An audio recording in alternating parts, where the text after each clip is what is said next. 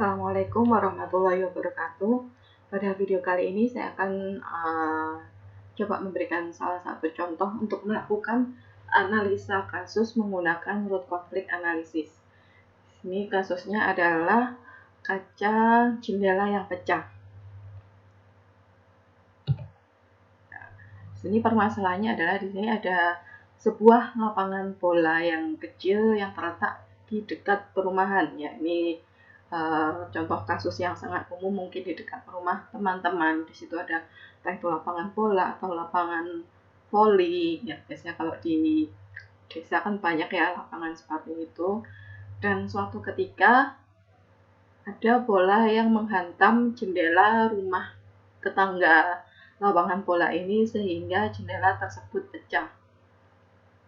Nah, ini yang permasalahan ini yang akan kita lakukan analisa, yaitu analisa kaca jendela yang pecah. Dan kita akan mencari tahu apa saja sih yang menyebabkan kaca jendela tersebut pecah. Nah, jadi yang dijadikan masalah utamanya di sini adalah kaca jendela pecah. Dan ini akan kita cari apa yang menyebabkan kaca jendela tersebut pecah.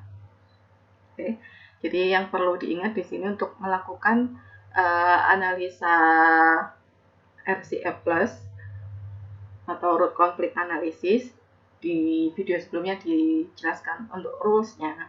Dan di sini lebih ke bagaimana kita menyajikan analisa RCA plus. Yang pertama, kita harus menjelaskan permasalahannya itu secara lengkap. Jadi jangan hanya disebutkan kaca jendela. Nah, itu kan kita tidak tahu apa di situ permasalahannya. Kaca jendela kenapa? Apa dengan kaca jendela tersebut? Jadi kita sebutkan dengan objeknya yang menjadi fokus analisa kita, kemudian parameternya, dan juga dari objek tersebut apa sih yang terjadi dengan objeknya.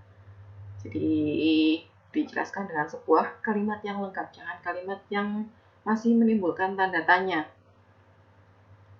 Jadi di sini ada objeknya adalah window glass atau kaca jendela is broken.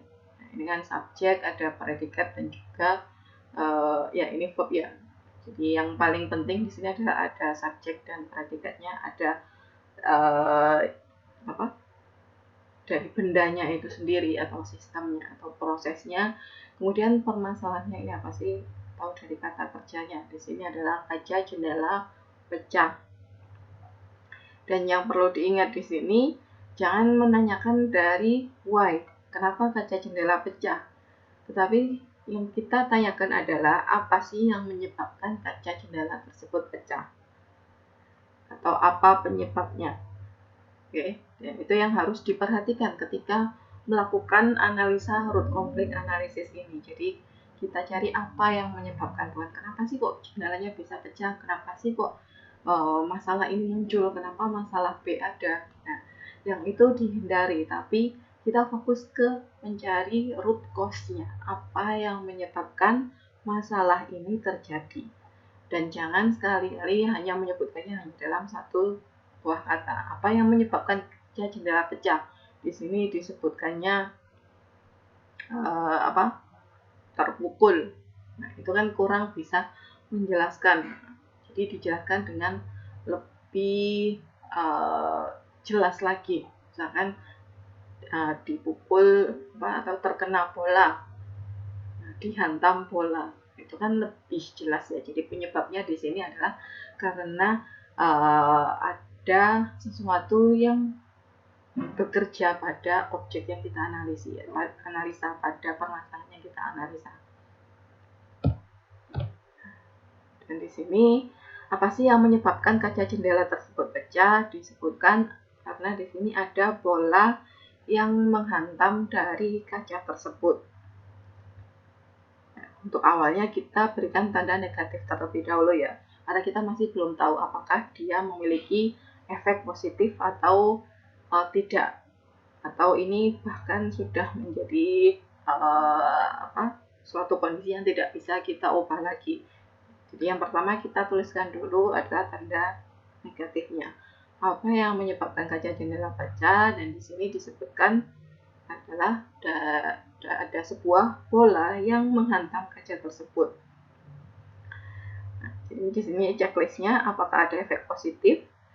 Apakah di sini ada efek positif kalau ada bola yang menghantam kaca? Saya rasa tidak ada ya, karena ya yang efek positifnya apa dari kaca menghantam bola tersebut. Jadi ya no. Terus apakah dari penyebab ini cukup sendirian dia bisa menyebabkan dari kaca tersebut pecah? Apakah hanya karena ada bola yang menghantam kaca sehingga kacanya bisa pecah? Bisa jadi tidak hanya karena ada bola yang menghantam, mungkin ada cause yang lain. Jadi di sini jawabannya no ya, karena masih ada penyebab lain yang bisa menyebabkan kaca pecah, bukan hanya karena dihantam oleh bola. Kemudian apakah dari cause ini bisa diubah kondisinya? Jika dan kita rasa ada bola yang menghantam bola, kondisi ini kan bisa kita ubah ya, karena ini bukan sesuatu yang uncontrollable, sesuatu yang tidak bisa dikontrol. Kita bisa mengontrol agar bolanya tidak menghantam kaca, sehingga ini adalah kondisi yang bisa kita ubah. Makanya di sini tandanya masih 1 minus. Nah, karena di sini minusnya masih 1, ya maka kita harus cari penyebab-penyebab lain, apa yang menyebabkan kaca tersebut bisa pecah. Dan juga kita harus mencari penyebabnya, apa yang menyebabkan bola tersebut menghantam kaca. Oke, kita lanjutkan untuk analisanya. Yang berikutnya, ya ini mengingatkan lagi untuk rules dari RCF Plus untuk relationship and dan juga relationship or. Nah, ini yang non-changeable cause tadi. Kalau kondisinya benar-benar sudah tidak bisa diubah, maka kita tunjukkan dengan tanda double minus. Kalau kondisinya itu masih bisa diubah, ya, kita tuliskan dulu masih 1 minus. Ya, karena ini ada bola yang menghantam kaca, ini kan sebuah kondisi yang masih bisa kita kontrol, masih bisa kita kendalikan agar bolanya tidak menghantam kaca. Oke. Kemudian di sini penyebab yang lainnya adalah impact force is too strong. Jadi gaya impact yang dihasilkan oleh bola tersebut terlalu kuat sehingga dia juga bisa menyebabkan kaca tersebut pecah.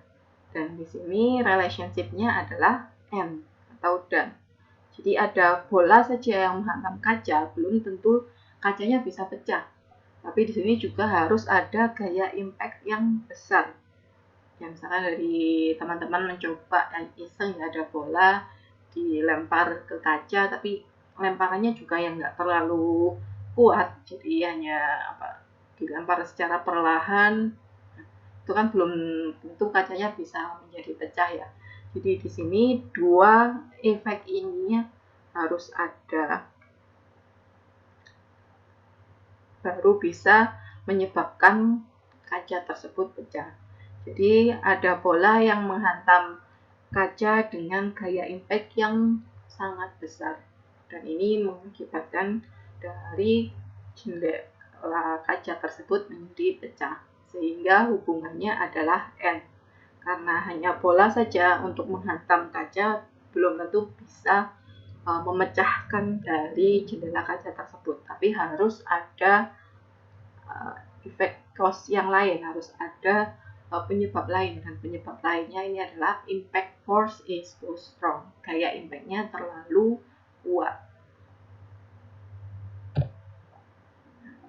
Kemudian di sini ada yang lain juga. Yang lainnya, apakah misalkan gaya impactnya sudah sangat besar, ada bola yang menghantam kaca dengan gaya impact yang sudah sangat besar, apakah itu sudah cukup untuk memecahkan kaca? Ternyata masih belum cukup. Ternyata ada penyebab yang lain, yaitu glass strength is too low. Jadi kekuatan dari kacanya terlalu rendah. Kalau misalkan ini kacanya kaca anti peluru dihantam bola dengan impact tinggi, ya mungkin kacanya nggak pecah ya. Tapi karena di sini adalah kacanya dengan kualitas yang tidak terlalu baik atau kekuatannya terlalu rendah, akhirnya ketika dihantam bola dengan gaya impact yang tinggi, kacanya bisa pecah. Dan ketiga cause ini ketika terjadi secara bersamaan, maka dia permasalahan dari kaca jendela tersebut pecah bisa terjadi. Jadi hubungannya di sini adalah N. Jadi selain bola yang menghantam kaca dengan kekuatan impact yang tinggi, ditambah lagi ternyata kekuatan kaca jendela di rumah tersebut rendah, akhirnya mengakibatkan kaca jendelanya pecah ketika dihantam bola dengan kekuatan tinggi tersebut. Nah, setelah ini kita harus analisa lagi dari glass strength is too low. Kira-kira ada efek positifnya nggak kalau misalkan kekuatan kacanya itu rendah? Dan apakah dari beberapa cause ini sudah bisa mengakibatkan efek negatif? Nah, ini yang harus kita analisa. Kalau glass strength-nya itu terlalu rendah atau kekuatan kacanya rendah, kira-kira ada dampak positifnya enggak? Dan di sini dampak positifnya adalah jadi karena kekuatannya rendah sehingga harganya menjadi murah, sehingga harga rumahnya pun juga menjadi murah. Dan ini adalah efek positifnya. Harga rumah menjadi lebih murah ketika menggunakan kaca dengan kualitas yang rendah. Jadi kekuatan kacanya yang tidak terlalu tinggi. Karena semakin tinggi kekuatannya juga nanti biaya yang harus dikeluarkan untuk membeli kaca tersebut juga lebih tinggi. Nah, dari sini dari glass strength is too low ini, jadi kekuatan kaca yang terlalu rendah, dia memiliki efek positif yang berupa harga rumah yang menjadi lebih murah, dan efek negatifnya adalah jendela kaca pecah. Kita sudah mendapatkan satu buah kontradiksi. Jadi sebuah cause effect seperti ini yang sudah memiliki efek positif dan efek negatif, kita menyebutnya sebagai kontradiksi. Dan ketika kita sudah mendapatkan kontradiksi, ini analisanya kita stop. Jadi kita tidak lagi mencari apa yang menyebabkan dari kekuatan kaca yang terlalu rendah. Ini sudah kita hentikan analisanya. Ketika tandanya sudah plus dan minus, berarti ini analisanya sudah selesai. Jangan dilanjutkan. Juga yang kadang masih sering terjadi ketika melakukan analisa RCA plus, terus dilakukan analisa. Jadi untuk analisa, kita analisanya per case, per efek. Kalau dia tidak ada efek positif, kita lakukan analisa kembali apa yang menyebabkan event di atasnya ini terjadi. Sampai akhirnya dia mendapatkan kontradiksi atau kita bertemu kondisi yang non-changeable condition atau kondisinya tidak bisa diubah. Ya, jadi ini sudah selesai, tetapi yang kita lihat di sini ada dua cause yang masih minus. Jadi dia belum plus minus ataupun double minus, sehingga kita masih harus melakukan analisa lebih dalam lagi pada dua cause tersebut. Kita analisa selanjutnya. Di sini apa sih yang menyebabkan gaya impact-nya itu terlalu kuat? Di sini ada dari kecepatan bola yang terlalu tinggi dan juga bola yang terlalu keras. Kedua hal ini yang menjadi penyebab gaya impact yang terlalu tinggi. Dan di sini adalah hubungannya N. Dengan lingkaran ini berarti hubungannya N, berarti bahwa kecepatan bola yang tinggi dan bola yang terlalu kuat ini bisa mengakibatkan gaya impact yang terlalu kuat. Kalau hanya kecepatannya tinggi tetapi bolanya tidak terlalu keras, misalkan ini adalah balon yang dilempar dengan kecepatan tinggi menghantam kaca. Ya, saya rasa di sini ya kita bisa tahu juga ya kalau balon itu kan lunak dan juga masanya kecil sehingga impact-nya juga tidak terlalu besar. Masih ingat secara fisika untuk analisa impact force persamaannya? Ya, impact kan persamaannya berhubungan dengan massa dan kecepatan. Nah, Jadi itu yang menjadi perhatian. Kalau misalkan masanya rendah, meskipun kecepatannya tinggi, ya, bisa saja impact-nya juga tidak terlalu tinggi. Dan yang berikutnya, analisanya di sini adalah untuk yang bola menghantam kaca. Di sini yang menyebabkan bola tersebut menghantam kaca adalah bola bergerak ke arah yang salah. Ya. Jadi di sini dari teman-teman ketika bermain bola harusnya ditendang menuju gawang, ternyata malah meleset ke jendela tetangga. Ya, kecuali kalau teman-teman di sini memang sengaja ya, ingin memecahkan kaca jendela tetangganya, ya nggak tahu lagi. Dan di sini ada cause yang lain, yaitu antara bola dan kaca terdapat open space. Jadi tidak ada penghalang antara rumah tersebut dengan lapangan. Nah, jadi kedua cause tersebut yang akan mengakibatkan dari bola menghantam kaca, karena di sini tidak ada penghalang dari lapangan dan juga dari pemainnya menendang ke arah yang salah. Dan di sini kita dari open space ini ternyata memiliki efek positif, yaitu tidak ada halangan untuk pencahayaan. Jadi dari rumah tersebut masih bisa mendapatkan cahaya dengan bagus karena tidak ada penghalang. Dan di sini kita sudah dapatkan kontradiksi yang lain, sehingga kita hentikan analisa cukup sampai di sini ya, untuk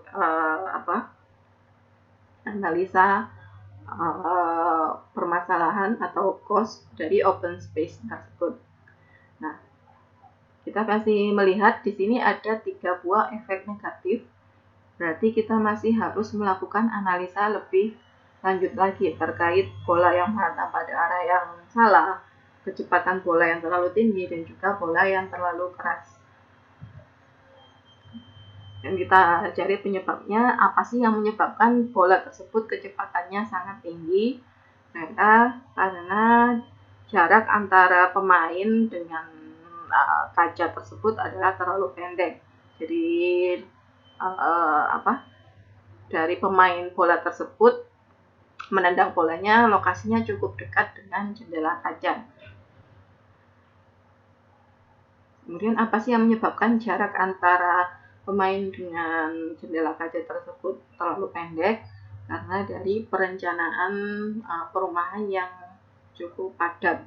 Di kawasan padat penduduk, di situ ada satu buah lapangan kecil yang dekat dengan pemukiman atau perumahan warga, sehingga ya posisinya memang kurang menguntungkan dan itu tidak bisa diubah.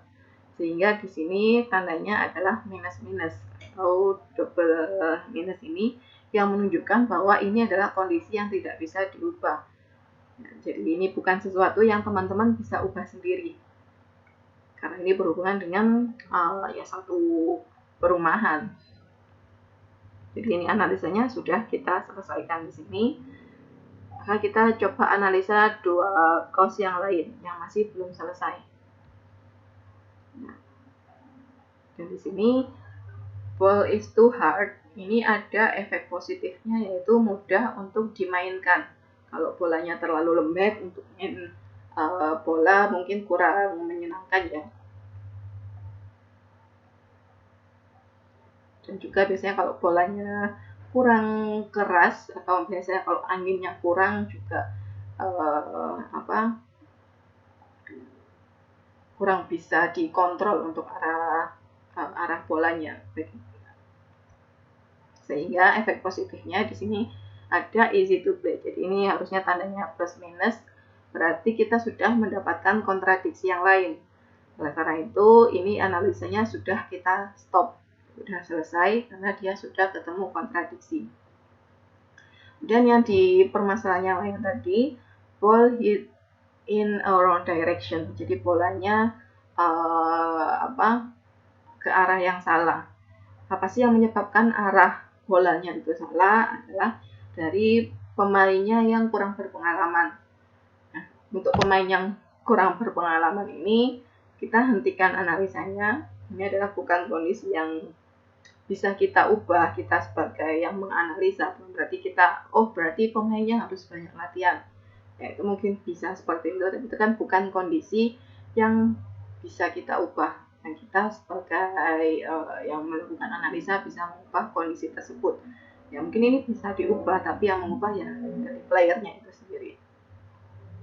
Dan selain itu, yang menyebabkan bola menghantam ke arah yang salah adalah karena permukaan dari lapangan yang licin. Jadi permukaannya ini mungkin betonnya terlalu licin ya. Dan apa sih yang menyebabkan permukaan lapangannya yang licin? Ternyata adalah water absorption-nya itu jelek.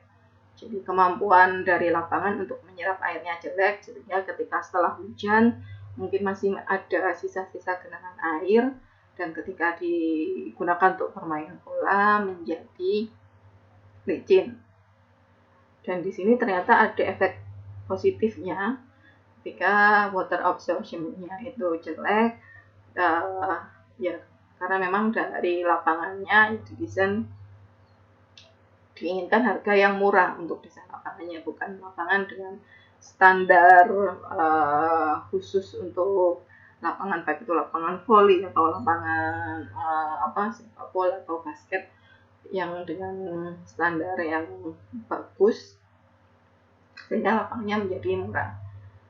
Nah, dari sini kita sudah mendapatkan beberapa kontradiksi, ada 4 buah kontradiksi.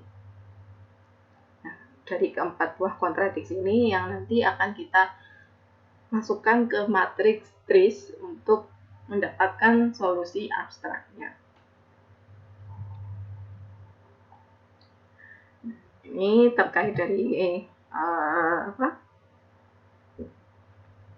kontradiksi yang sudah kita buat. Beberapa aturan utama adalah jika cost-nya itu sudah tidak bisa kita ubah dan tidak ada efek positif, maka kita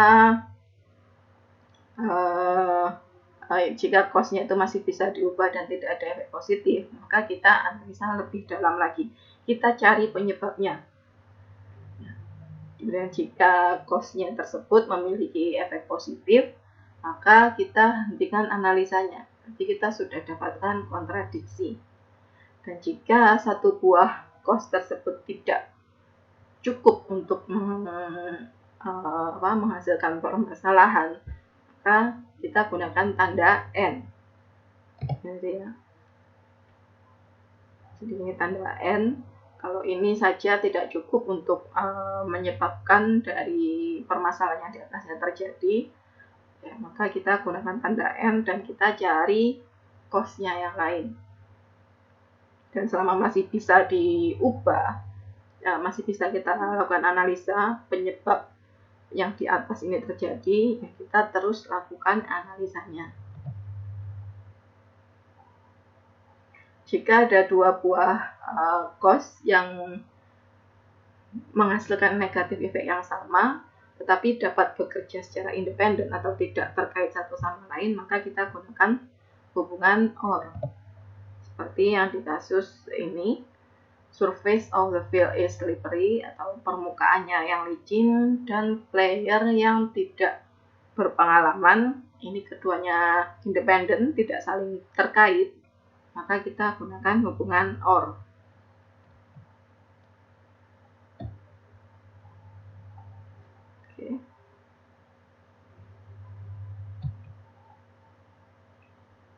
Nah, ini untuk beberapa tips untuk melakukan analisa FCF+. Jangan lupa untuk selalu dicek kondisinya setelah kita mendeskripsikan cost-nya, dan cek positif negatifnya apakah sudah benar, karena kalau misalkan sudah double negatif atau minus-minus, ya berarti itu kan kondisi yang tidak bisa diubah, jadi bisa dihentikan. Dan satu cost sebenarnya boleh berkontribusi pada beberapa efek, jadi tidak ada batasan. Misalkan di sini tadi Ini hanya ini contoh ya, misalkan ini hanya berkontribusi pada impact force, boleh jadi ini juga berkontribusi pada ball heat glass ini.